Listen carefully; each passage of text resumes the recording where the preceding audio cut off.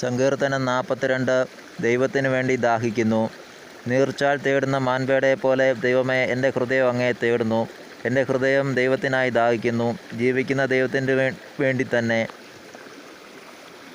എപ്പോഴാണ് എനിക്ക് ദൈവസന്നിധിയിലെത്തി അവിടുത്തെ കാണാൻ കഴിയുക?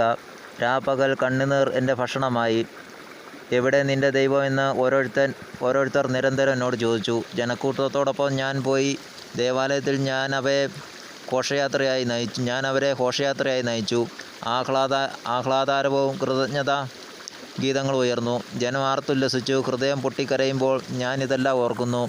എൻ്റെ ആത്മാവേ, നീ എന്തിനു വിഷാദിക്കുന്നു? നീ എന്തിന് നെടുവേർപ്പെടുന്നു? ദൈവത്തിൽ പ്രത്യാശ വയ്ക്കുക.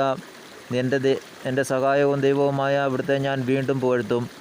എൻ്റെ ആത്മാവ് വിഷാദം പൂണ്ടിരിക്കുന്നു. അതിനാൽ ജോർദാൻ പ്രദേശത്തും ഹെർമോണിലും മിസാർ മലയിലും വെച്ച് അങ്ങയെ ഞാൻ അനുസ്മരിക്കുന്നു. അങ്ങയുടെ വെള്ളച്ചാട്ടങ്ങളുടെ വിരമ്പൽ കൊണ്ട് ആഴത്തെ വിളിക്കുന്നു. അങ്ങയുടെ തിരമാലകളും ഓളങ്ങളും എൻ്റെ മീതെ കടന്നു പോകുന്നു. കർത്താവ് പകൽ സമയത്ത് തൻ്റെ കാരുണ്യം വർഷിക്കുന്നു. രാത്രികാലത്ത് അവിടത്തേക്ക് ഞാൻ ഗാനം ആലപിക്കും.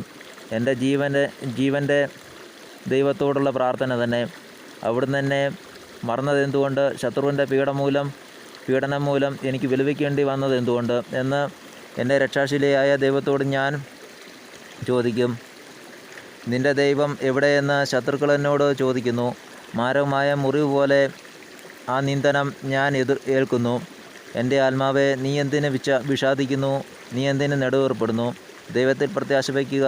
എൻ്റെ സഹായവും ദൈവവുമായ അവിടുത്തെ ഞാൻ വീണ്ടും പുകഴ്ത്തും. ദൈവമായ കർത്താവിന് സ്തോത്രം.